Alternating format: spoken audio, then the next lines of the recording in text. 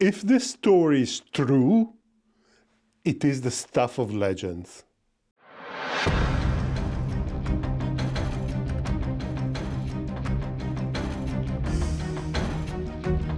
If this story is true, the Chinese just did something that was believed to be impossible.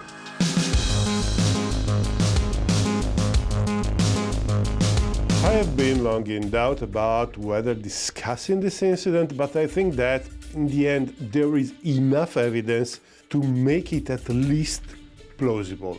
And this is a story that involves an aircraft, a ship, and a well.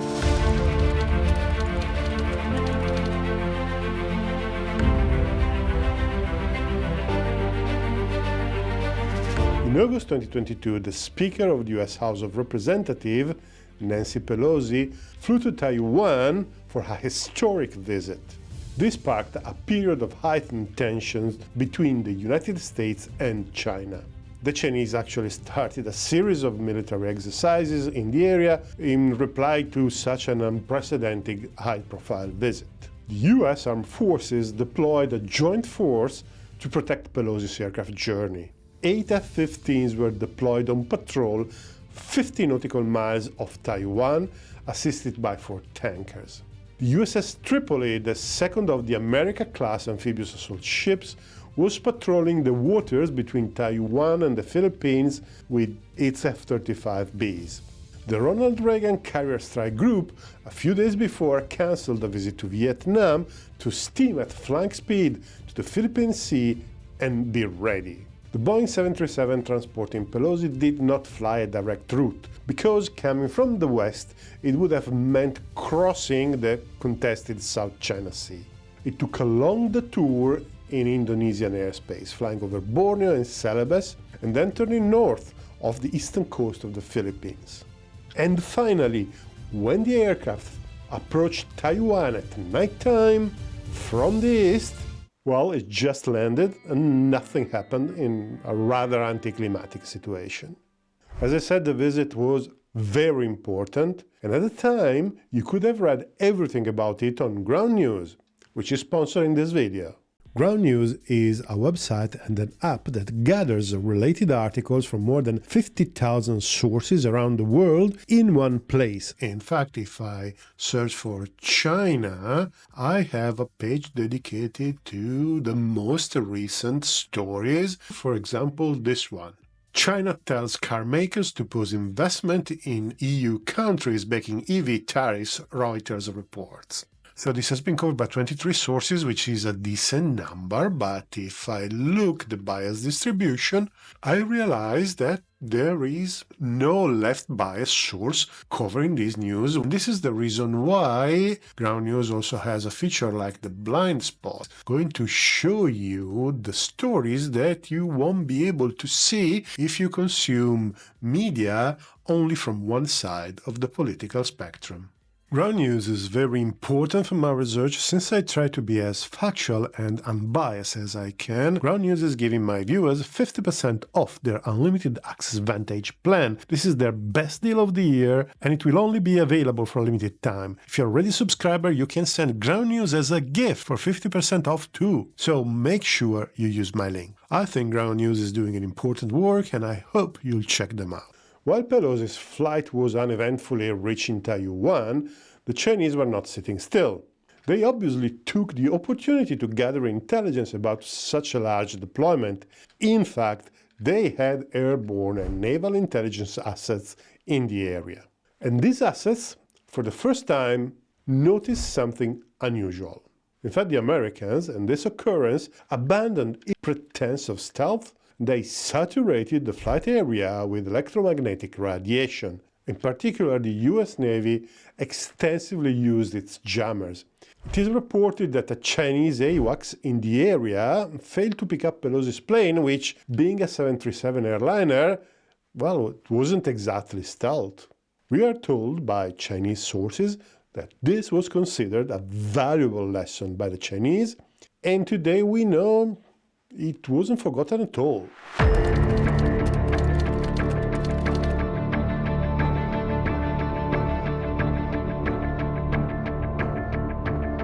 In December 2023, something unprecedented happened in the South China Sea.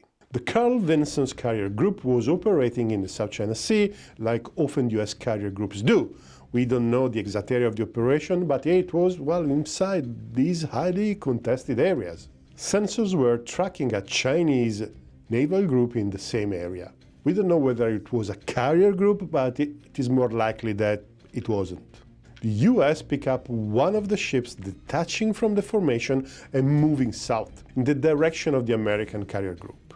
The reply was to launch a small formation of F-18 Super Hornets. This is common practice in these maritime encounters, where the sides involved observe each other. This time, though, an EA-18 Growler was accompanying the fighters. We have recently discussed the Growler on this channel. It is a variant of the F-18F Super Hornet dedicated to electronic attack. As the F-18s got closer to the Chinese ship, the radars started tracking them. In a shooting war, it is the stage before locking, which is the stage before missile launch. Some missiles can be launched without locking, but you get the point. These kind of games with the electromagnetic spectrum, again, are not unprecedented when two forces meet at sea. So the Americans did their part, and they replied blasting the Chinese ship with the EA-18 jammers, and nothing. That is, nothing happened. The Chinese ship kept tracking, and since US aircraft were getting closer, the ship started locking them. Actually, we don't know the exact sequence of events. Later, the Chinese media will show footage of F-18s buzzing close to the Chinese ship, and one of them was actually a Growler.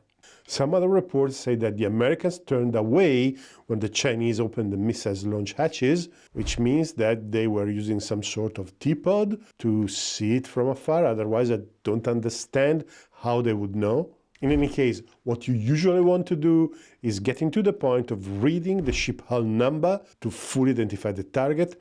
The type can generally be identified by the electronic emissions, but you want to know exactly which ship is involved. Unfortunately, I wasn't able to recover the original Chinese footage, so, well, it's not entirely clear what exactly happened that day. However, something quite clear happened later, in January 2024.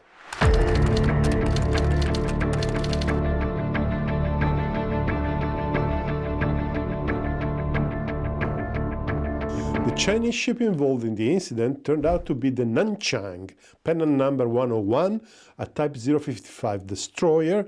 This is the most modern warship in the Chinese fleet, and the Nanchang has been commissioned in 2020, so it is basically a new ship. In January 2024, the ship got an award as a role model for the times for actions. The ship commander, in an interview, recounted a story which is exactly the one that we have just told.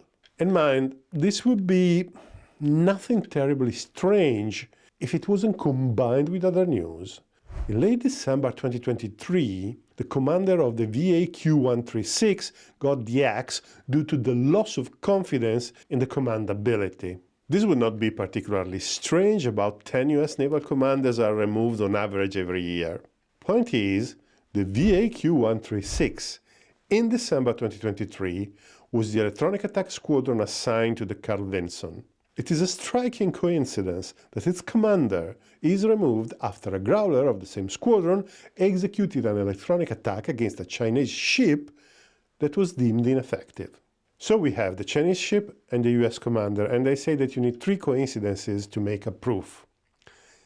Well, apparently we have the 3rd coincidence.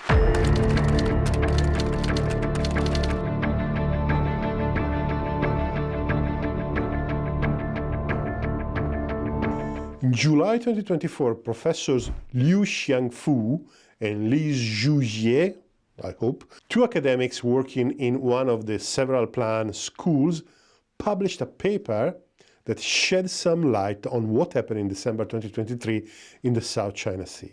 The paper was titled Analysis of the EA-18G Combat Capability and Radar Countermeasure Strategy. It was published in a Chinese scientific magazine named Radar and ECM. This is not unprecedented at all. Most of what we know about the Chinese military technological progress, we know because academic papers release the non-classified elements.